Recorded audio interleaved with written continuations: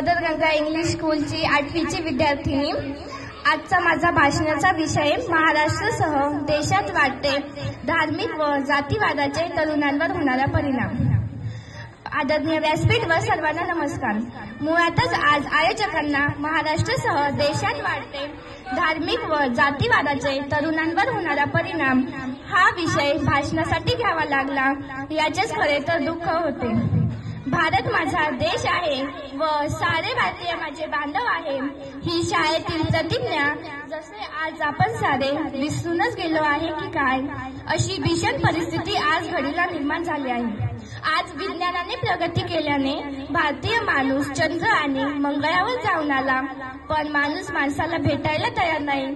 तो आपल्या सडलेल्या जाती धर्माच्या वेख्यात पुरेसा जखडलेला आहे। तो तिथे स्वतःला सुरक्षित समजू लागला आहे। आजच्या तरुणाई पुढे बेकारी, महागाई, शिक्षण असे ज्वलंत प्रश्न उभे असतानाही आजच्या तरुणाला काही विक्षिप्त लोक भांडणे करण्यास प्रवृत्त करत आहेत व आजची तरुणाई या भांडणात आपली ऊर्जा खर्च करत आहे।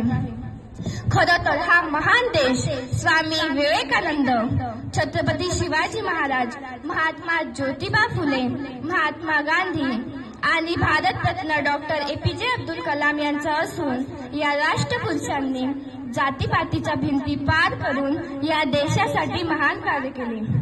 ते राष्ट्रपुरुष आज आपण जातीपातीत वाटून टाकले आहे।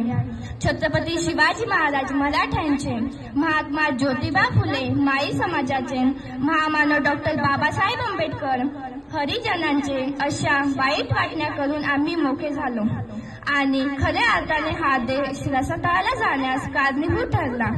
हा देश माझा आहे व मी भारतीय आहे ही संकल्पना आजचे तरुण विसरूनच गेले आहे। हे विश्वची माझे घर म्हणणारे संत ज्ञानेश्वर नाठाळाच्या माथी काठी हाणणारे संत तुकोबाराय, कांदा मुळा भाजी अवघी विठाई माझी म्हणणारे संत सावता महाराज, एक श्रेष्ठ संत एकनाथ महाराज, सिंधुताई सपकाळ, कर्मवीर भाऊराव पाटील असे अनेक संत महंत या महाराष्ट्राला सामाजिक ऐक्याची देणगी देऊन गेले। त्या सामाजिक ऐक्याचा पंथ ज्याला वारकरी म्हणून ओळखायचं, त्या वारकरी संप्रदायाने धर्म, जात, पंथ हे भेद न मानता आपण सारे विठुरायाचे लेकरे आहोत या भावनेने जे अनमोल कार्य केले, ते अनमोल कार्य आजचा तरुण विसरला आहे व त्यांनी त्या संतांना, त्या महापुरुषांनाही जातीपातीत वाटले आहे ही दुर्दैवाची गोष्ट आहे व आकाशाला गवसणी घालण्याचा दुर्दम्य आशावाद व्यक्त करताना या देशाची अधोगती होऊ पाहते।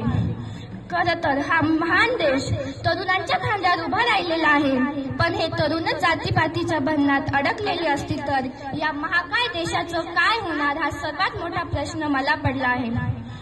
हे विश्वचे माझे घर या पसाया दानाला समोर ठेवून साने गुरुजींचा खरा तो एकच धर्म म्हणजे मानवतेचा पुरस्कार करून जाती धर्माच्या वेख्यातून बाहेर पडून माझ्या मुळातच महान असलेल्या देश भारताला जागतिक शक्ती करण्यासाठी प्रयत्न करील ही आशा व्यक्त करतानाच भारतीय हा माझा पहिला आणि शेवटचा धर्म असेल आणि हे आजचे तरुण या वेख्यातून बाहेर पडून माझ्या महान देशाच्या विकासाला मदत करतील ही आशा व्यक्त करते। मी ते थांबते। जय हिंद, जय महाराष्ट्र।